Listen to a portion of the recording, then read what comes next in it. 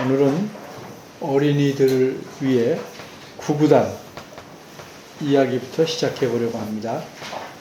구구단을 모르는 어린이에게 이칠은 이렇게 물으면 어떻게 대답할까요?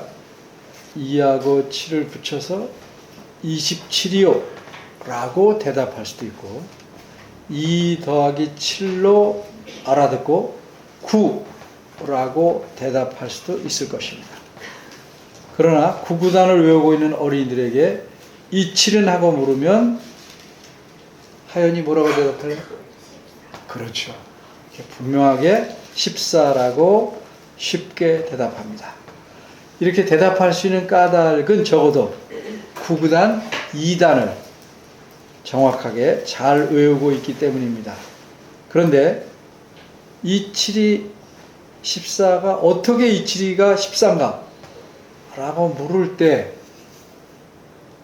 만일 그 어린이가 어떻게 27이 14냐고요? 27은 14니까 14죠. 14가 맞아요. 그렇게 배우고 외웠어요. 라고 대답한다면 이 어린이는 구구단 2단을 외워서 답을 알고 있을 뿐이지 어떻게 그런 답이 나오는지는 모르고 있는 것입니다. 따라서 이것은 엄밀히 말하자면 외운 것일 뿐 아는 것은 아닙니다. 자신이 안다고 생각하는 것을 설명할 수 없다면 그것은 실제로 아는 것은 아닙니다. 그리고 실제로 올바로 알지 못하면 반대 의견이나 질문을 만날 때 논리적으로 대답할 수 없고 그저 자신이 외운 것만 말할 수 있을 뿐입니다. 바꿔 말해서 설명할 수 없고 알기만 하는 것은 정보를 갖고 있는 것에 불과할 뿐이고 그것은 참된 지식이 아닙니다. 이렇게 되면 자신이 알고 믿는 바를 적극적으로 옹호 또는 변호하기는커녕 설명할 수 없기에 자신이 알고 있다고 생각해온 사실에 대해서도 어떤 반대나 질문에 맞닥뜨리면 흔들리거나 의심하게 돼서 아는 지식에 근거하여 신앙이 더 자라날 수가 없습니다.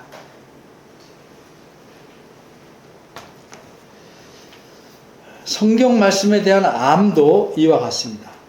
성경 말씀에 대한 참된 지식이 있으려면 자신이 아는 말씀에 관해 설명할 수 있어야 합니다. 그래야 그 말씀의 의도대로, 기계적이 아니고 의도대로 우리 삶에서 실천해서 하나님에게 올바른 순종을 할 수 있게 됩니다. 오늘 본문인 창세기 3장 22절 말씀은 제가 몇 번 설명한 적이 있어서 27은 14라고 하는 것처럼 여러분께서 이 말씀과 연관된 질문에 관해서 어떻게 대답할지 분명하게 알고 계실 것이라 이렇게 생각합니다. 그러나 여러분들에게 어떤 사람이 이 구절에 관해 이런저런 묻는다면 과연 그 물음들에 대해 논리적으로 분명하게 대답할 수 있겠습니까? 아마도 여러분 중 몇 분은 논리적으로 대답할 수도 있겠습니다. 그러나 어떤 분들은 아닐 수도 있을 겁니다. 그래서 이 말씀은 여러분 모두 반드시 분명하게 알아야 할, 바꿔 말해서 논리적으로 확실하게 대답할 수 있을 만큼 알고 있어야 할 중요한 말씀이기에 이 말씀을 본문으로 삼아서 설교하려고 합니다.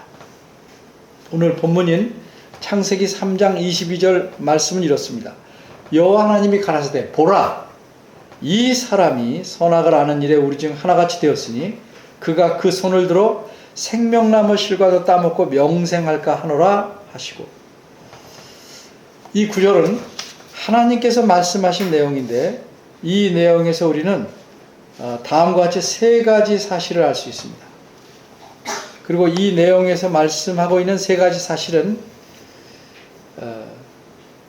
일반적으로 보기에는 각각 이런 뜻으로 설명할 수 있겠습니다. 첫째, 하나님 여호와 하나님께서 하신 이 말씀은 우리가 알기로 삼위일체이신 하나님,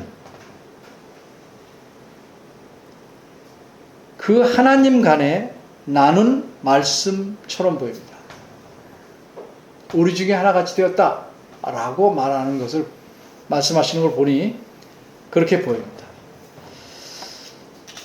둘째로 사람이 이제 우리 중 하나같이 되었다, 즉 하나님같이 되었다는 점입니다. 셋째는 사람이 생명나무 실과를 따먹고 영생할까봐 하나님께서 걱정 또는 염려하고 계시다는 점입니다. 그러면 여기서 이런 질문들이 여러 생길만 합니다. 이 질문은 크게 두 덩어리를 묶어볼 수 있는데, 하나는 정말로 사람이 금지된 나무의 열매, 이른바 선악과를 따먹어서 하나님같이 되었는가? 하나님 그렇게 말씀하시는데 정말 그렇게 되었는가? 하는 겁니다. 그리고 이 질문의 꼬리를 물고 나타날 만한 질문들은 이렇습니다. 사람이 하나님같이 되었다면 그렇게 될 것이라고 말한 뱀의 말이 옳은 것인가? 다시 말해서 하나님께서 그 나무의 열매를 따먹지 못하게 하신 이유는 사람이 하나님같이 될까봐, 되지 못하게 하려고 그런 의도로 그렇게 말씀하셨다라고 한 뱀의 말이 옳은가? 그러면 과연 그런 의도로 사람으로 선악과를 못 따먹게 하셨다면 하나님은 사람에게 나쁜 분이 아닌가? 라는 식의 질문들이 나올 수 있습니다. 두 번째 덩어리의 질문은 하나님께서 정말로 사람이 생명나무 열매를 따먹을 것을 염려하셨는가 하는 질문입니다. 제가 왜 연관된 질문들을 자꾸 얘기하냐면 이렇게 또 자세하게 물어볼 사람들이 주변에 없을 수도 있어요. 그러나 혹시나 그렇게 물을 때 여러분이 어떻게 대답해야 성경적으로 옳을지를 염두에 두고 말씀드립니다. 정말 사람이 생명나무 열매를 따먹을 염려하셨는가 하는 질문과 연관해서 또 물어볼 수 있는 질문들이 이렇습니다. 생명나무 열매를 따먹으면 과연 사람이 영생할 수 있는가? 창세기 2장 16절 17절을 보면 하나님께서는 아담에게 동산의 모든 열매를 마음대로 언제든 따먹을 수 있도록 하셨습니다. 다만 선악을 알게 하는 나무의 열매만 따먹지 못하게 하셨습니다. 따라서 아담은 마음대로 생명나무의 열매를 따먹을 수 있었습니다. 그리고 만일 아담이 생명나무 열매를 따먹었다면 분명히 영생할 터인데 어째서 또다시 생명나무 열매를 따먹어서 영생하려고 할까? 그리고 어째서 하나님은 그런 일이 일어날까봐 걱정하실까?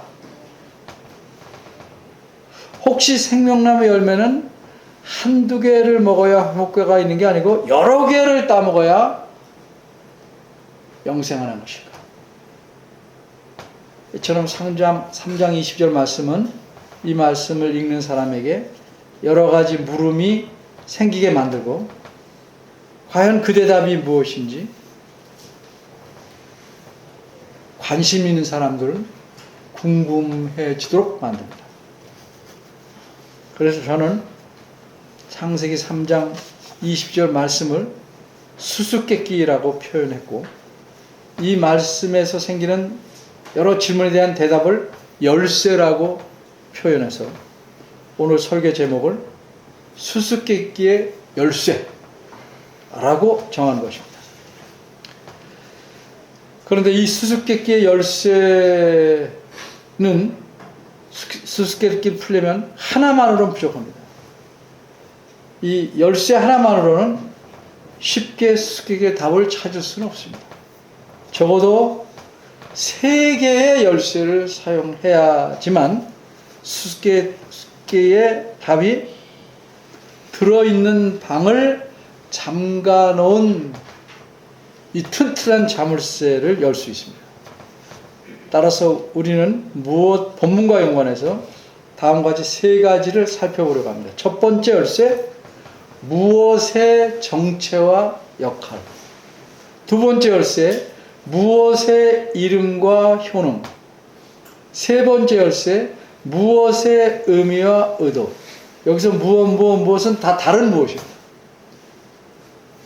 첫 번째 열쇠입니다. 무엇의 정체와 역할. 첫 번째 열쇠는 그 무엇이 과연 무엇인지부터 알고 그 무엇의 정체에 이어서 역할을 살펴보는 일에서 얻을 수 있습니다. 그럼 첫 번째 열쇠의 단서가 되는 그 무엇은 무엇일까요? 열쇠마다 그 열쇠에 새겨진 형상의 모습이 다릅니다. 그 첫 번째 열쇠의 형상은 그럼 어떻게 생겼을까요? 그 형상은 뱀의 형상입니다. 따라서 첫 번째 열쇠는 뱀의 정체와 역할을 알면 얻을 수 있습니다.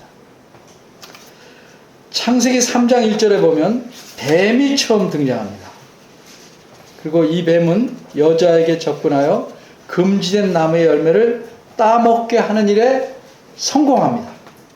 그래서 그 여자는 자기 남편인 아담과 함께, 즉 첫사람 부부는 하나님 명령을 어기는 죄를 저지릅니다.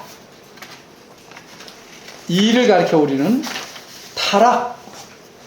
타락이라고 표현합니다. 이렇게 첫사람들이 타락함으로 그들은 하나님의 심판을 받고 에덴 동산에서 쫓겨납니다. 그럼 이렇게 사람을 타락해 만든 뱀은 무엇인가? 바꿔 말해서 이 뱀의 정체는 무엇입니까? 이 뱀은 진짜입니까? 아니면 다른 것이 뱀으로 변한 것입니까? 여러분 답은 알지만 설명할 수 있도록 이해하셔야 됩니다. 아니면 뱀은 가짜이고 다른 어떤 존재를 그 특성에 따라 뱀이라고 표현한 것입니까? 마치 별명을 붙이듯 쟤는 곰이다 하는 것처럼 그렇게 표현한 것인가? 어떤 이들은 성경 다른 곳에 있는 말씀을 가져와서 뱀은 곧 사탄이라고 주장합니다. 그들은 어디서 이런 말씀을 가져왔습니까? 요한계시록 12장 9절 상반절과 20장 2절 상반절입니다. 거의 같은 내용이지만 각각 읽어보겠습니다. 12장 9절 상반절은 큰 용이 내어 쫓기니 옛뱀 곧 마귀라고도 하고 사탄이라고도 하는 온 천하를 꿰는 자라 라고 말씀합니다. 그리고 요한계시록 20장 2절 상반절은 용을 잡으니 곧 옛 뱀이요 마귀요 사탄이라 라고 말씀합니다. 그러니까 이 두 구절의 내용을 한마디로 용, 은, 옛뱀, 은, 사탄입니다. 여기서 옛뱀이란 창세기 3장 1절에 나온 뱀을 가리킵니다. 이 사실에 대해서 이의를 다른 사람은 없습니다.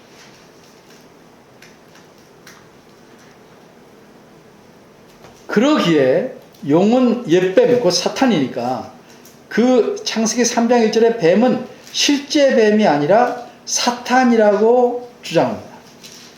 사탄이 뱀의 모양을 취하여 나타났든지 또는 사탄을 가리켜 뱀이라는 별명으로 불렀든지 간에 어쨌든 뱀은 사탄이지 진짜 뱀이 아니라는 주장입니다. 그러면 과연 창세기 3장 1절에 나온 뱀의 정체는 무엇일까요? 성경 말씀을 바로 이해하려면 가장 먼저 해야 할 일은 그 해당 말씀이 들어있는 문맥을 우선적으로 살펴봐야 해요.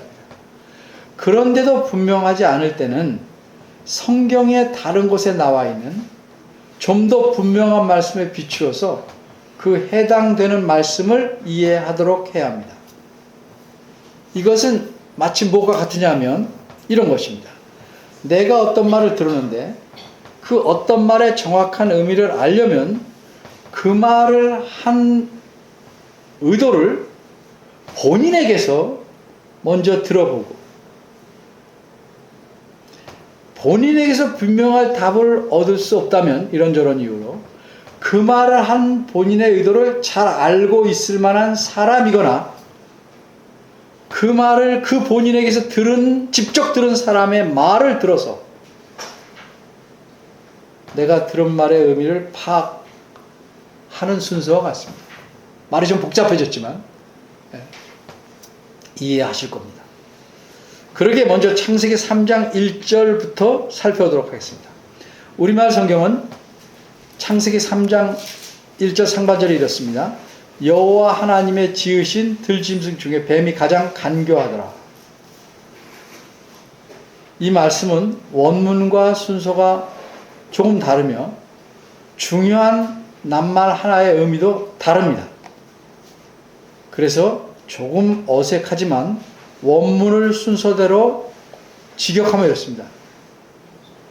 그런데 그 뱀은 영리하였다. 다른 모든 들의 생물보다 여호와 하나님께서 지으신. 풀이하면 그런데 그 뱀은 여호와께서 지으신 다른 들의 모든 생물보다 영리하였다. 가장 영리하였다. 이런 내용입니다. 이 원문의 말씀을 보면 창세기 3장이기 때문에 그런데 그 뱀은 으로 시작합니다. 어째서 이렇게 시작할까요? 그런데 또는 그러나 라는 낱말은 앞의 내용에서 다른 방향으로 내용을 전개하기 위해서 사용합니다. 즉 앞의 내용, 창세기 2장의 내용을 바꿔서 다른 주제를 말하려고 그런데 혹은 그러나를 사용하고 싶습니다. 그럼 창세기 2장 내용은 무엇을 말씀합니까? 창세기 2장의 내용은 크게 세 가지 사실을 말씀합니다. 하나는 하나님께서 사람을 지으셨다는 사실입니다. 다른 하나는 하나님께서 사람을 위하여 사람의 살 곳인 에덴 동산을 만들어 주셨다는 사실입니다. 그리고 끝으로 하나님께서 사람에게 그 배필을 지어주셨다는 사실입니다. 이로써 창세기 2장은 하나님께서 사람을 위해서 모든 좋은 것을 마련해 주셨다. 그래서 하나님은 참 좋으신 하나님이시다 하는 사실을 드러내고 있습니다.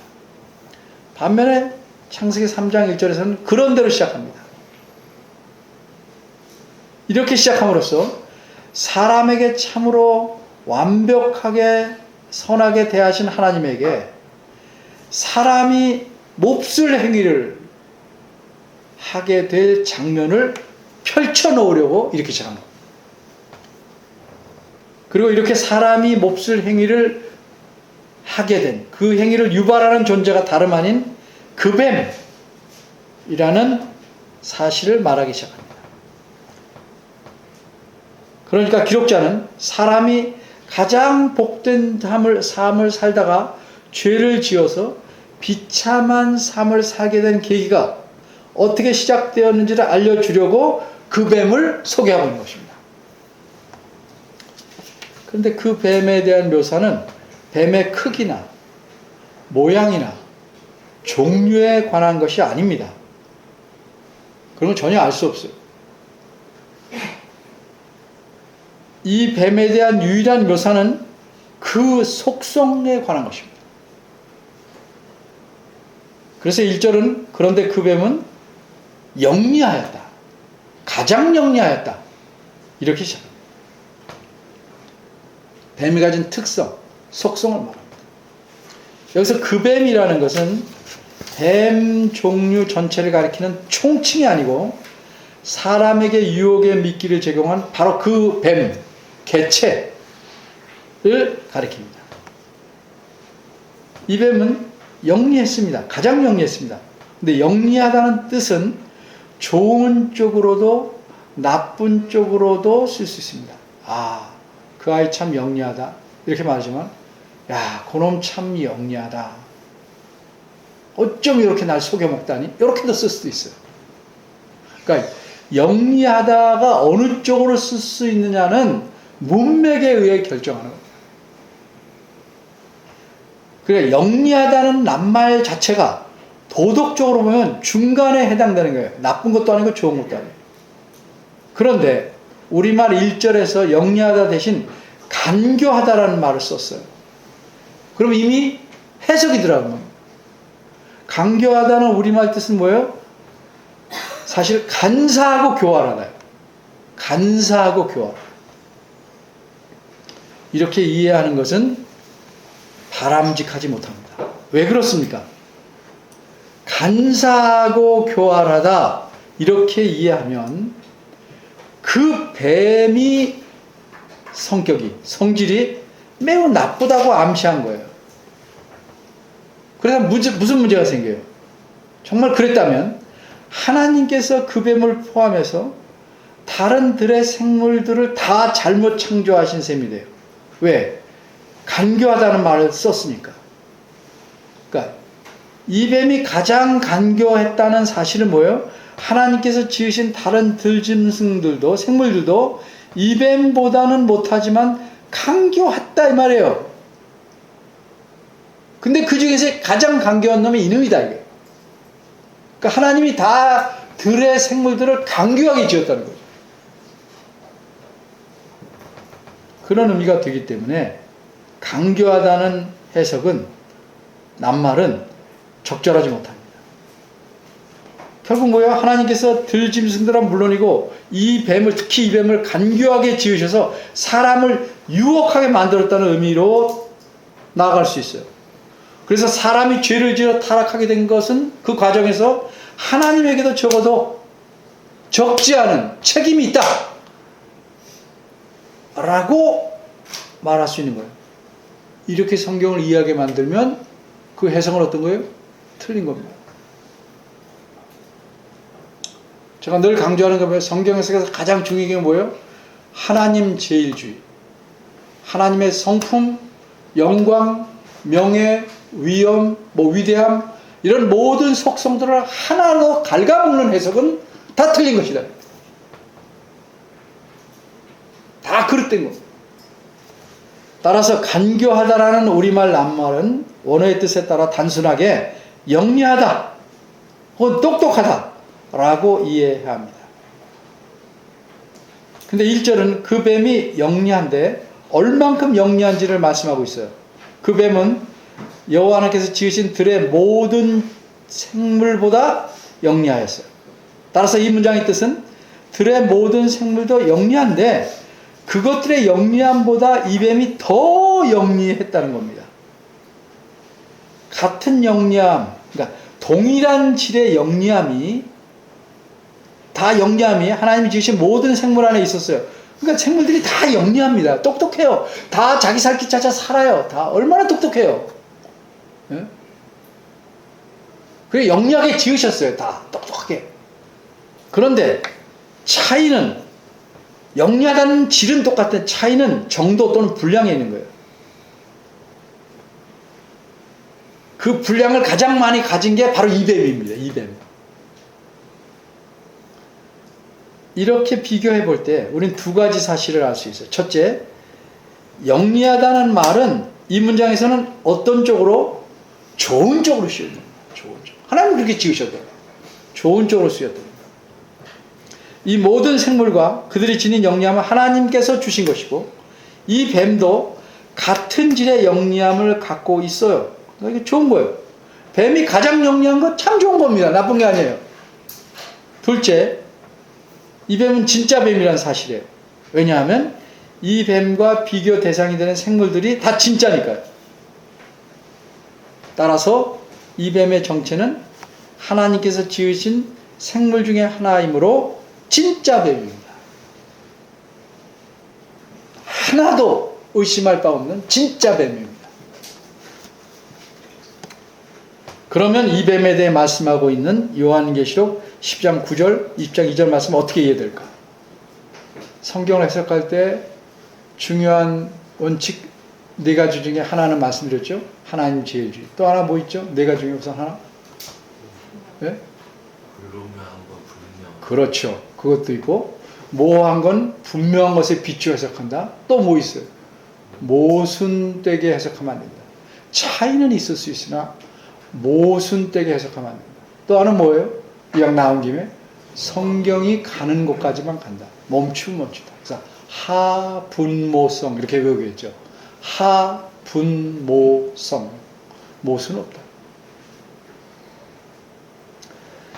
그럼 요한계시록 두 구절을 어떻게 이해해야 됩니까? 이 두 구절의 근거로 그 뱀이 가짜라고 주장하는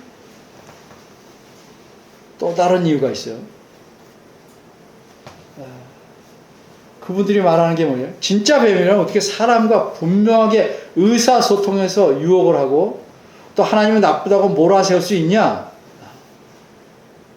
말을 하니까. 그래, 세밀하게. 이런 이유를 생각한 건 잘한 일이에요. 문맥을 잘 봤어요. 근데 뱀이 곧 마귀 또는 사탄으로 보는 것은 잘못한 거예요. 예를 들면 내 마음은 호수요라고 하면 정말 내 마음에 물이 고여있는 호수라는 의미는 아니죠. 다 아시잖아요. 다 호수에 비유한 겁니다. 이처럼 요한계시록의 그 두 말씀은 비유적인 표현이에요. 왜냐하면 실제로는 용이 곧 뱀일 수는 없어요. 종류가 다른 게 어떻게 같아요? 종류가 다른 것을 같게 놓고 말하면 비유적으로 해석할 수밖에 없는 거예요. 나는 곰이다. 사람이잖아요. 그럼 곰이란 말을 비유적으로 해석해야죠. 나는 곰이요 호랑이다. 어떻게 내가 곰도 되고 반은 곰이고 반은 호랑이가? 그러니까 그 말이 통하려면 비유적으로밖에 해석할 수 없는 겁니다. 그러니까 실제로는 용은 사실 존재하지도 않지만 용이 뱀일 수 없고 동시에 사탄일 수 없어요.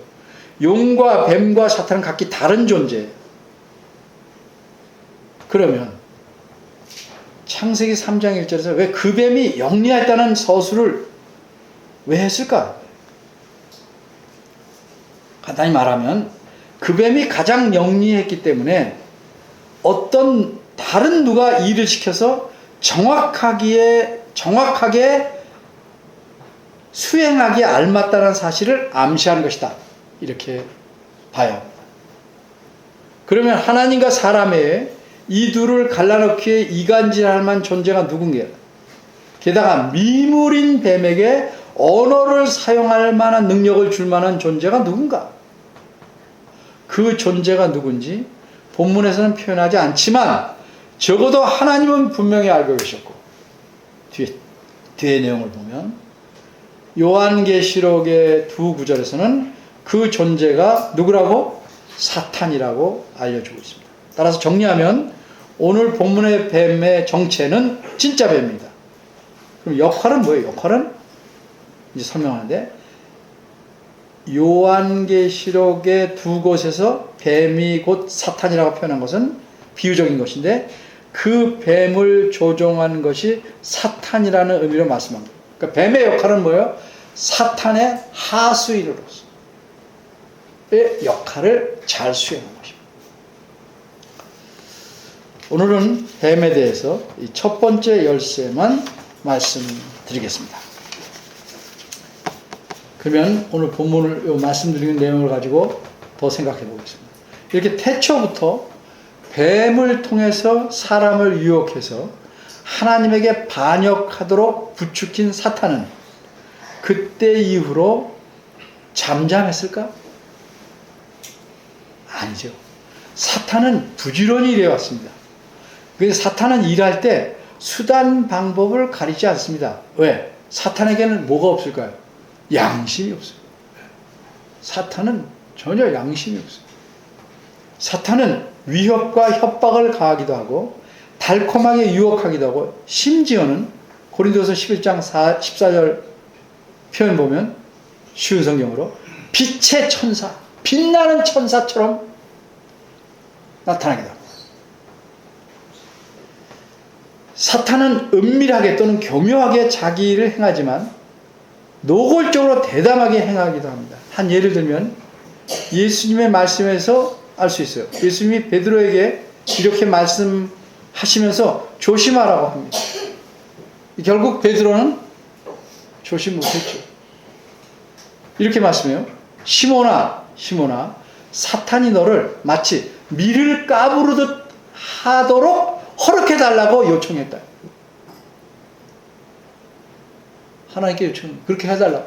내가 그렇게 하겠다. 사탄이 이렇게 대담합니다. 사탄이 어떤 목적으로 어떻게 교활하게 일하는지를 잘 보여주는 책이 있습니다. 여러분께서 이미 몇 년 전에 필독서로 읽으신 책입니다. 뭐죠? 그렇죠. 스크루테이프의 편지. 루이스 선생님이 지은 스크루테이프의 편지. 오늘날에도 사탄은 사람들을 유혹할까요? 그렇습니다. 사탄은 마지막 날 때까지 부지런히 일할 겁니다. 사탄은 그리스도께서 부활 승천하신 후에도 여전히 쉬지 않고 일하고 있습니다. 사탄은 사람들의 자유를 억제하거나 제한하지 않고 그들 스스로 세상의 풍속을 자연스럽게 따라가도록 하고 자기 마음에 뜻하는 바를 서슴없이 행하게 만듭니다. 그러기에 예수님 믿지 않은 사람들은요, 사탄의 지배를 벗어날 수 없습니다. 꽉 쥐었다 풀었다, 꽉 쥐었다 풀었다. 아주 자연스럽게 예수 믿지 않는 모든 사람은 사탄의 밥이에요. 그렇다고 직접되고 그렇게 말하면 안 됩니다. 무례하다고 생각합니다. 그래서 사탄을 가리켜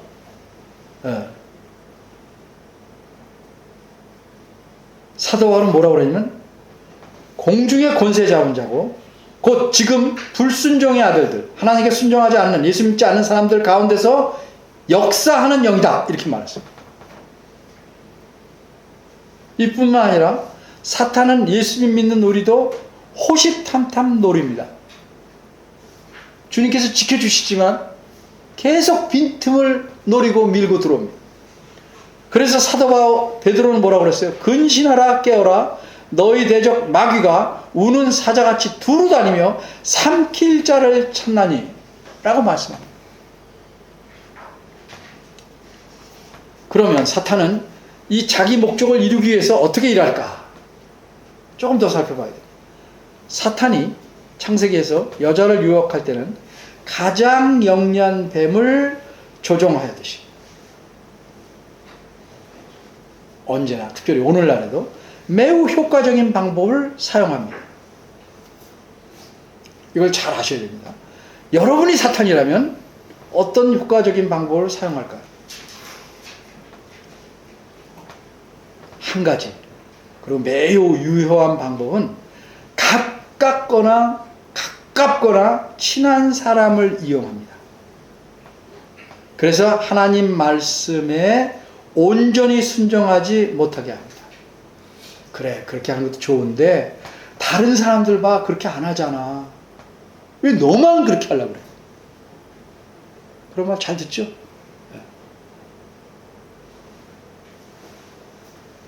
하나님 말씀을 그렇게 꼭 지켜야 되겠니? 하나님 다 용서해 주셔. 심지어 죄가 많은 곳에 은혜도 넘쳐. 이따위 말까지 해가면서 대강해, 대강. 너무 힘들어. 네가 무슨 뭐 경건주의자냐 보행주의자냐 이래가면서 온전히 순종하지 못하도록 합니다. 나에게 가깝거나 친한 사람이 내가 너를 위해 말한다 라고 하면 우리 어떻게 돼요? 그 사람이 진심을 믿고 그 말을 귀담아 들으려고 합니다. 그런데 그 말이 아무리 진심으로 말했다 할지라도 하나님 말씀에 온전히 맞는 것이 아니라면 늘 조심해야 합니다. 하나님께서 아담에게 무엇이라고 책망했어요? 내가 네 아내의 말을 듣고 내가 너더러 먹지 말라 한 나무 실과를 먹었다 이렇게 말씀합니다. 아내의 말이 다 틀린 게 아니라 하나님 말씀과 부딪힐 때 아내의 말을 들었다.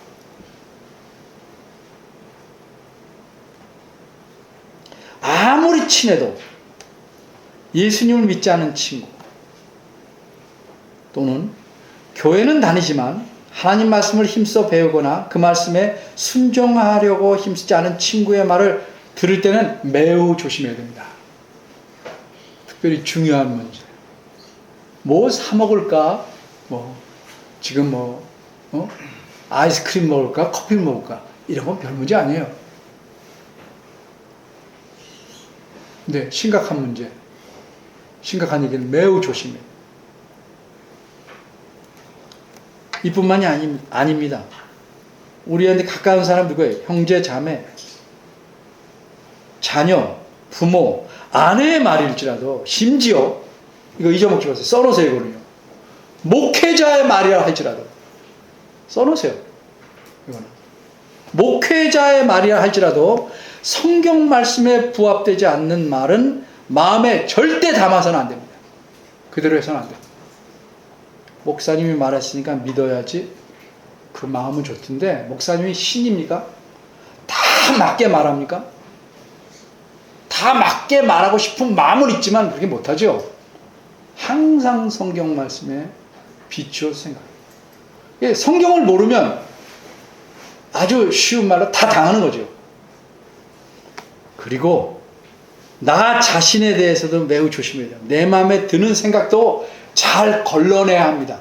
합리적이고 좋은 것 같은데 이게 과연 성경에 맞는가? 자꾸 생각해야 돼요. 나는 사탄이 들어오지 못하게 방탄이 되어 있습니까? 아니죠.